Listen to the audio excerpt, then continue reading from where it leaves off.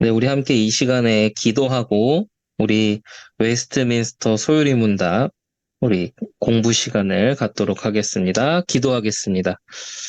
좋으신 하나님 감사를 드립니다. 오늘도 우리가 짧은 시간이지만 함께 이렇게 온라인으로 모여서 하나님의 말씀을 생각하게 하시고 또 말씀에 대해서 듣고 연구할 수 있도록 은혜 주심에 감사합니다. 하나님, 우리가 하나님을 알아감에 있어서 더욱더 많은 은혜, 풍성한 깨달음을 허락하여 주시고, 하나님, 그 깨달음이 그냥 지식적인 것으로만 깨닫는 것이 아니라 그 깨달음이 우리의 삶과 이어져서 우리 삶에서 하나님과 동행하고 예수 그리스도의 그 영광을 높이고 전달하는 일에 쓰임받는 참 지식이 될 수 있도록 축복하여 주시고 인도하여 주시옵소서. 이 시간에 우리 생방송으로 또 유튜브 영상으로 업로드 됐을 때 그것을 함께 볼 모든 성도님들에게 동일한 은혜 주셔서 하나님 어디에 있든지 그 자리에서 하나님 나라의 그 임재를 경험하게 하시고 다스림을 경험하게 하시며 오늘도 하나님이 주시는 평안함을 체험하는 그러한 하루, 그러한 있는 모든 곳들이 될 수 있도록 인도하여 주시고 축복하여 주시옵소서. 살아계신 예수 그리스도 이름으로 기도합니다. 아멘. 네, 반갑습니다. 오늘 우리 5월 30일 저희는 20번째 시간이죠. 교재는 23번째 주차의 내용을 하고 있습니다. 오늘은 어, 칭의 양자됨 성화에 대해서 우리 간단하게 조금 얘기를 나누어 보려고 합니다.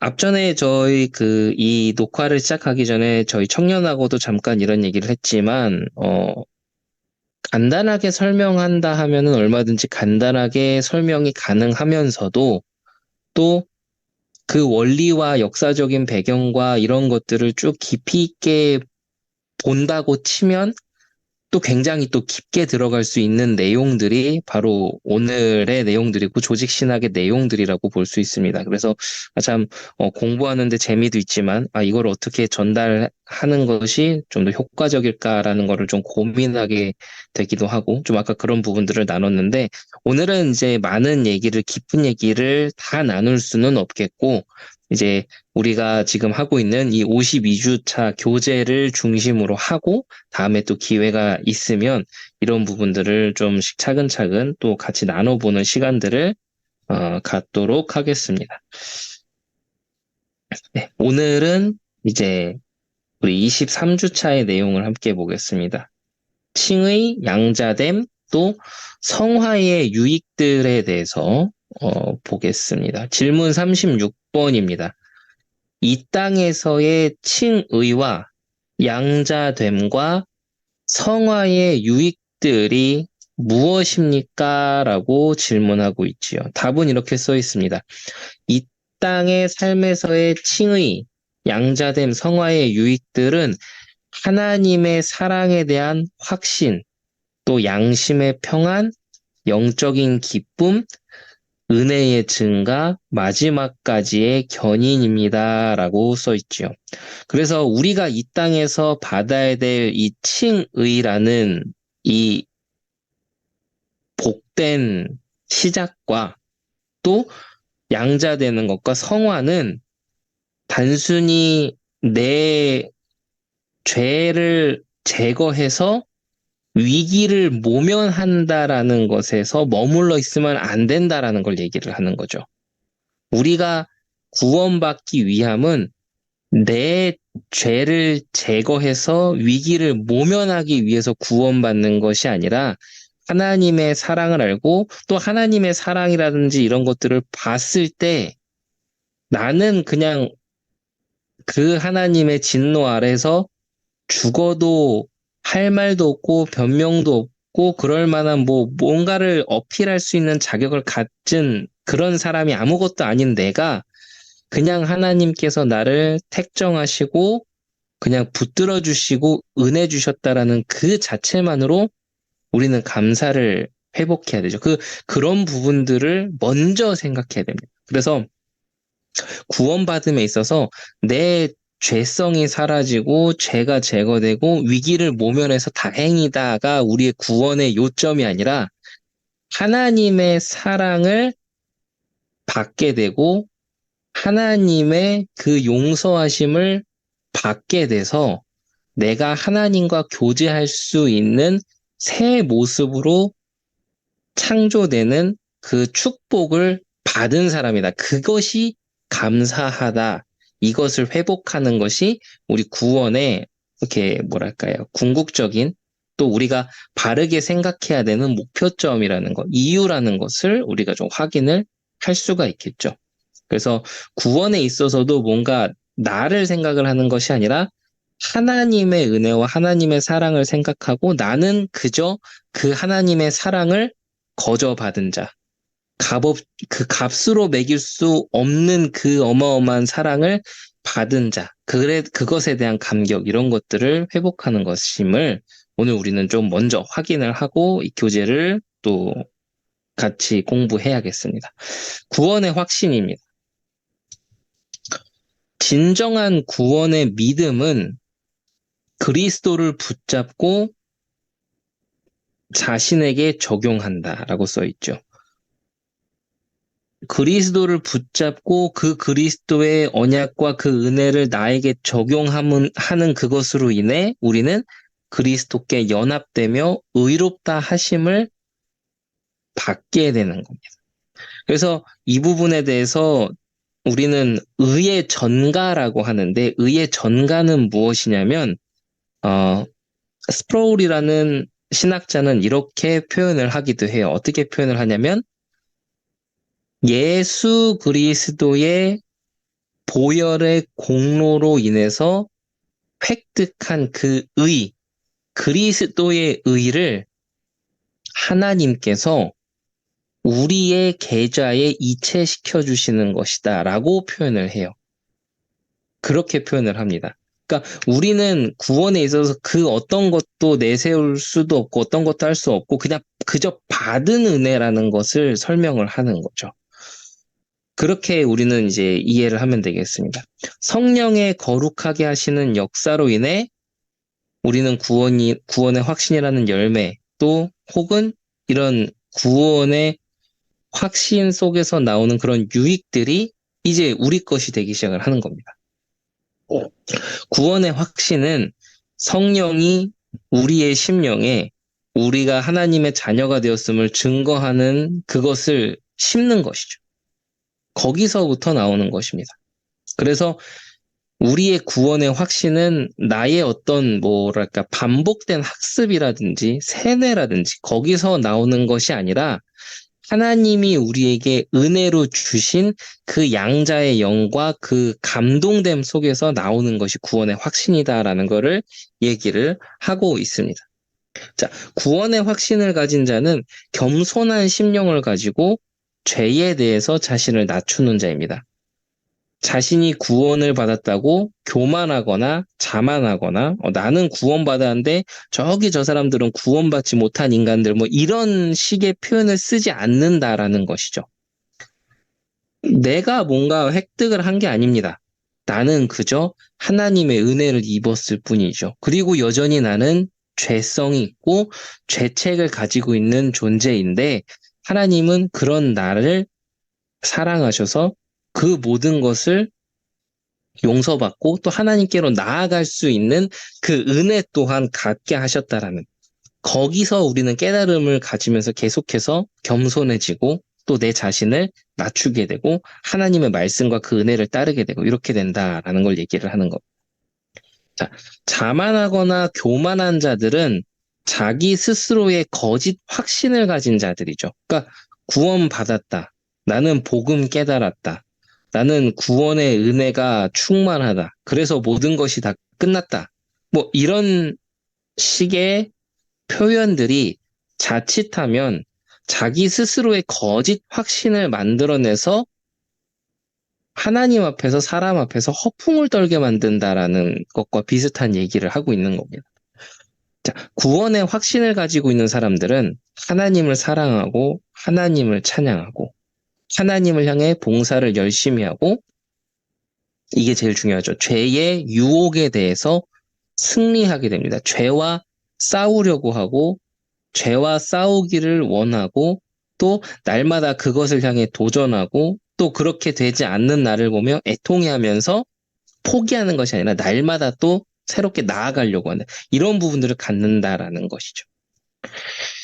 구원의 확신은 우리로 하여금 어떻게 합니까? 이 땅에서 자족하게 만들고 고난을 잘 감당하게 합니다. 또한 죽음의 두려움을 극복하게 하지요.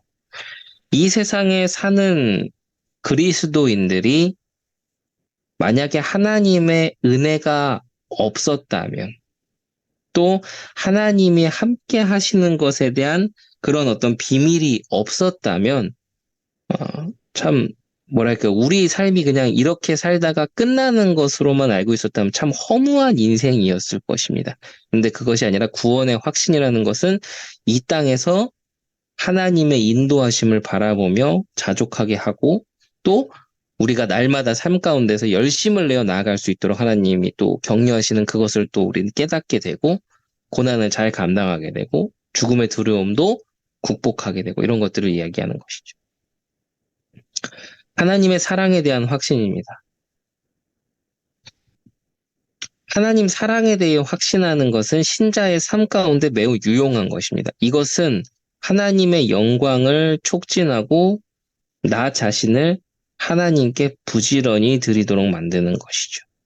하나님의 사랑에 대해서 확신하는 것, 하나님의 사랑을 받고 하나님의 사랑이 무엇인가를 아는 사람은 진정으로 자신을 낮추고 뭔가 나를 드러내거나 뭔가 자꾸 나의 어떤 이런 기질, 성질, 성품 이런 것들을 표출하려고 하는 것이 아니라 또 나의 그 죄된 본성을 자꾸 뭔가 드러내려고 하는 것이 아니라 낮추고 부정하고 하나님의 말씀으로 충만해진 그 삶을 살기를 원한다라는 것이죠. 그리고 하나님의 계명에서 요구하고 있는 의무들을 기꺼이 감당하게 한다라는 성령께서 우리에게 그렇게 힘을 부어주시고 우리는 또 그 힘으로 인하여 그 힘에 의지하여 그렇게 기꺼이 나아가는 그 일을 한다라는 것입니다.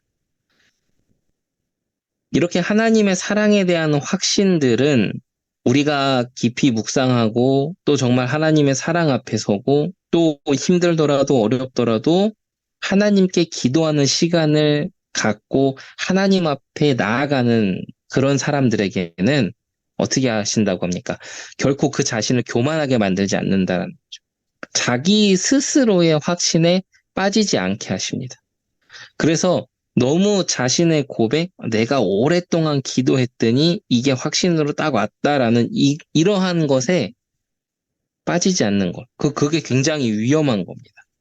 그래서 언제나 우리는 우리의 신앙 고백을 하고 또 우리의 믿음 생활을 하면서도 우리는 하나님 앞에서 지금 내가 옳게 가고 있는가, 그것이 지금 맞는가, 이거를 늘 점검해야 되고 또 우리는 그것을 또 중요한 믿음의 자료들과 또 말씀과 이런 것들을 통해서 날마다 점검하고 이런 부분들을 통해서 내 스스로의 자아 도취에 빠져서는 안 되겠죠.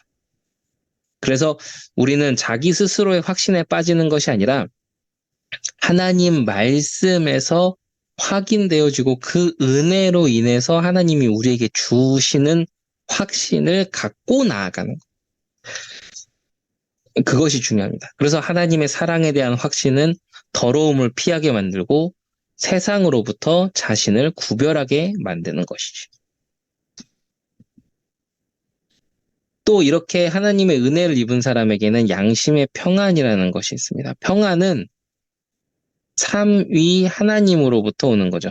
성부를 평안의 하나님이라고 부르고 이것은 제사장이 백성을 축복할 때 민수기 6장 26절에 기록된 것처럼 여호와는 그 얼굴을 내게로 향하여 드사 평강 주시기를 원하노라라고 했던 그것을 의미하는 거다라고 써 있죠. 그래서 성자 예수 그리스도께서는 그 하나님이 주시려고 하는 그 평안을 자신의 피로 사서 우리에게 주신 것입니다. 이러한 평안은 그리스도와의 연합, 그리스도와 연합한 삶을 통해서만 이 평안을 얻을 수 있다라는 것을 우리는 기억해야겠죠. 따라서 하나님의 은혜로 거듭나서 정말 이 회심의 그 과정과 칭의와 양자됨과 성화 이런 구원의 올바른 과정을 걷지 않는 자는 이러한 평안을 제대로 바르게 누릴 수 없다라고 성경은 이야기하고 있습니다. 회심 전에는 죄로 인해서 양심이 고통으로 가득 차 있었죠. 그러나 성령의 역사로 인해 발생된 믿음으로 우리는 그리스도를 붙잡고 그리스도께 뿌리를 내리고 또 그리스도로부터의 평안을 받게 되는 것. 그래서 우리는 그리스도께 굴복하며 그리스도의 다스림이 우리의 심령에 있기 때문에 우리는 평안을 누릴 수 있게 되는 것이죠. 그래서 복음을 누린다라는 것은 뭐 수많은 용어와 신조어를 정리하고 그것을 딸딸딸딸 외운다고 해서 평안이 오는 게 아닙니다. 또 내 스스로 평안하다, 평안하다라고 해서 오는 게 아닙니다. 내가 복음을 누리고 있어. 나는 복음으로 행복해, 평안해라고 얘기하면서 성경에서 요구하는 삶으로 살아내야 되는 것들을 하지 않고 내가 하고 싶은 대로 살면서 복음은 괜찮아, 그래도 복음이야라고 이야기한다면 그 사람에 있는 그 심령의 평안은 거짓 평안이죠. 그 양심은 이미 뭔가의 상처를 받고 정신을 못 차린 양심이 되었어도 한참 그렇게 된 것입니다. 그래서 우리가 정말 이런 말씀을 확인하는 것으로 우리가 내 자신을 돌아봐야겠죠. 내가 정말 이 하나님의 말씀을 알아가고 하나님의 말씀에 대해서 이해하는 것이 깊어지면 깊어질수록 진짜 이 평안함이라는 것이 무엇인지를 알아가고 있는가. 비록 삶이 어려울 수 있고 삶이 녹록지 않을 수 있고 힘들 수 있고 그거는 모두가 다 그래요. 그러나 어려운 중에도 정말 평안이 무엇인지를 알아가고 있는 내 믿음의 고백이 생겨져 나가고 있는가를 우리는 돌아보면서 이 양심의 평안이라는 단어를 다시 한번 좀 생각해 봐야겠지요. 자, 근데 여기서 참 재밌는 표현을 줍니다. 아까 했던 부분을 이야기하는 거기도 하지요. 물론 이러한 양심의 평안은 마귀에 의해서 또 세상의 유혹에 의해서 공격받고 혼동 상태에 있을 수도 있다라고 이야기합니다. 편안한 삶과 평안한 삶은 다르다고 우리는 이렇게 봐야겠지요. 그게 다른 거죠.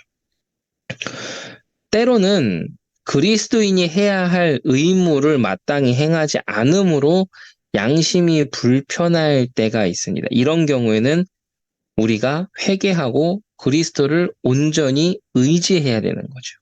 그래서 정말 혼자 있는 시간 아니면은 뭔가 혼자 그렇게 기도할 수 있는 그런 시간에 마치 어떤 뭐랄까요 내 신앙을 완전히 리셋한다라는 그런 마음가짐을 가지고 하나님 앞에 완전히 한번 서보는 것, 이런 것들이 우리 삶에서 또 이런 복잡한 시대를 살아가고 또 참 어려운 시대를 살아가는 우리들에게 참 그 무엇보다도 필요한 시간이 아닐 수 없습니다. 그래서 그런 부분들을 우리가 모두가 체험하고 또 그 회복을 또 누려야겠습니다.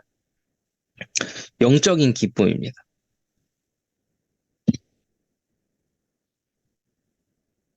자, 영적인 기쁨은 즐거운 열정으로서 좋은 것을 느끼고 기뻐하는 것이죠. 달콤하고 기분 좋은 감정이라고 여기선 기록하고 있지요. 이것은 성령의 위로하심과 하나님의 약속으로부터 나오는 것입니다. 영적인 기쁨과 세상의 즐거움은 다른 것이죠. 세상의 즐거움은 외적인 것으로 잠시 즐거워하다 끝나는 것이지만 영적인 즐거움은 내면 깊이 영향을 주며 지속성을 가지고 영원을 향해서 가게끔 하는 것이라는 거죠. 영적인 즐거움은 샘물에서 물이 계속 흘러나오는 것과 같고, 영적인 즐거움은 우리로 의무를, 하나님 앞에서 해야 되는 그 의무를 기꺼이 감당하게 한다라고 기록되어 있습니다. 그래서 이런 영적인 즐거움을 우리가 체험하기 위해서는, 영적인 즐거움이 무엇인지를 알아가기 위해서는 그 영적인 즐거움을 주는 근원인 하나님의 말씀으로 들어가서 하나님과 교제하는 것이 무엇인지를 건강하게 알아가는 게 중요하다. 이런 부분들을 우리는 또 한번 체크할 수가 있겠습니다. 자, 그래서 따라서 진정한 신앙을 가진 자들은 우울증으로부터 멀리 떨어져 있다라고 하지요.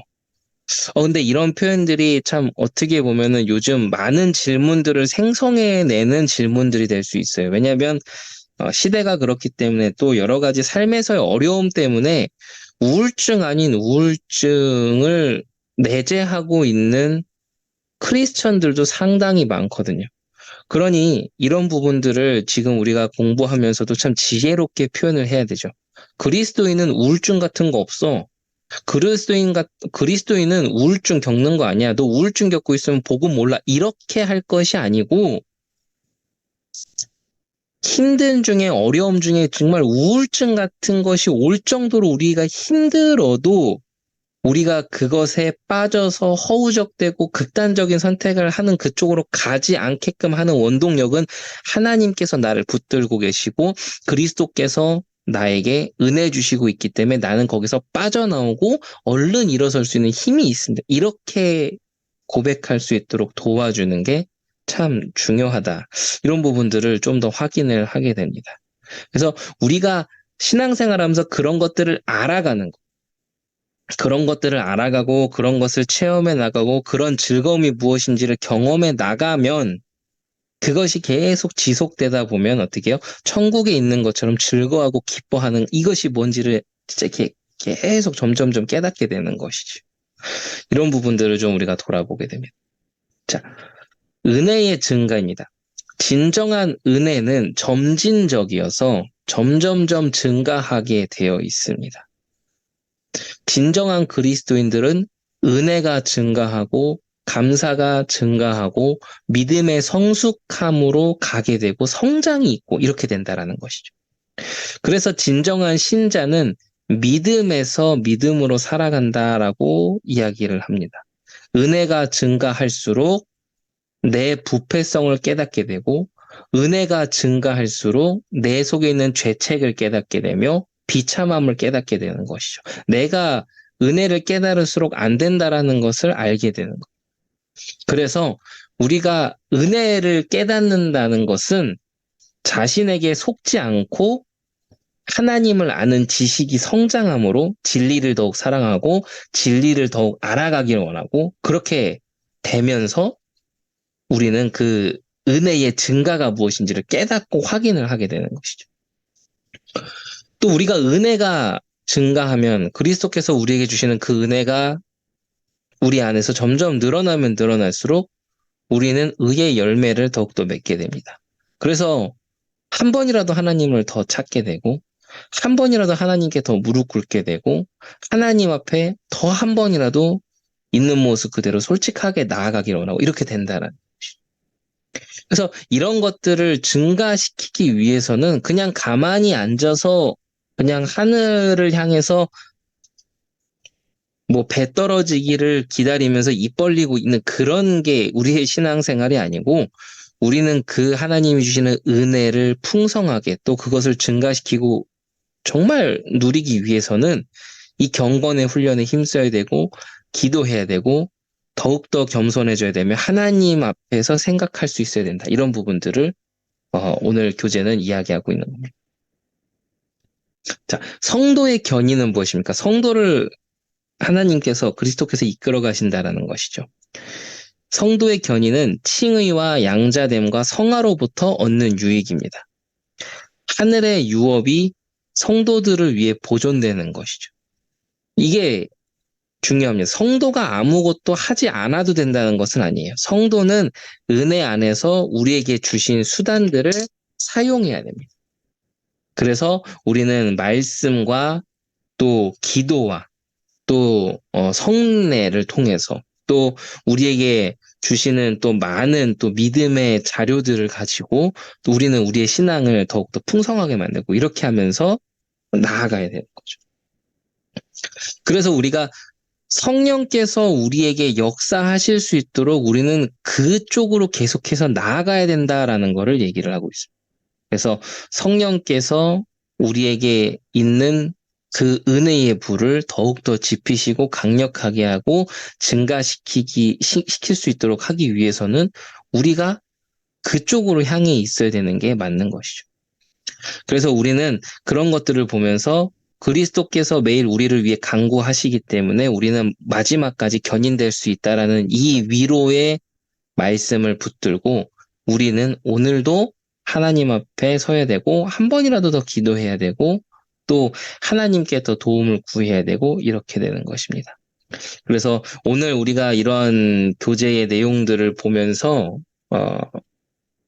각자 계신 곳에서 기도했으면 좋겠습니다. 하나님, 내게 주신 그 은혜를 내가 헛되이 받지 않도록 또 나는 사실 구원받아야 될 이유가 아무것도 없는데 하나님께서 그냥 나를 무조건적인 선택을 하시고 그 은혜를 주심으로 말미암아 그 값으로 매길 수 없는 구원을 받은 자이기 때문에 하나님 난 그것에 대해 감사하게 하시고 그 받은 은혜 안에서 더욱더 죄와 싸우고 또 하나님이 주시는 은혜를 가지고 또 내가 세상을 살아갈 때 성실하게 살아가게 하시고 힘을 달라고 능력을 달라고 그래서 우리의 모든 생사화복을 하나님께서 지켜주시고 주관해 달라고 이런 기도 속에서 이번 한 주간 또 힘을 얻는 우리 모든 주의 자녀들 되시기를 예수 그리스도 이름으로 축원합니다.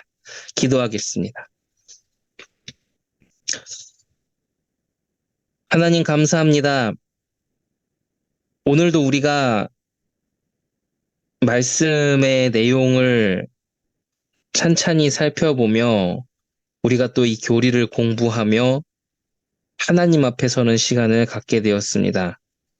하나님, 우리가 짧은 시간 공부하는 것이지만 하나님, 우리가 평상시에 하나님 앞에서 믿음에 대해서 많이 묵상하게 하시고 많이 기도할 수 있게 하시고 항상 하나님께 엎드리는 자가 될 수 있도록 우리 모든 사람들을 붙들어 주시옵소서. 그래서 내 스스로의 자아도취에 빠지는 자가 아니라 하나님의 말씀으로 나의 신앙을 날마다 점검하고 확인하며 하나님이 이끄시는 그 은혜 속에서 성숙해져 가는 것이 무엇인지를 체험하는 귀한 주의 자녀들 될 수 있도록 축복하여 주시옵소서. 살아계신 예수 그리스도 이름으로 기도합니다. 아멘.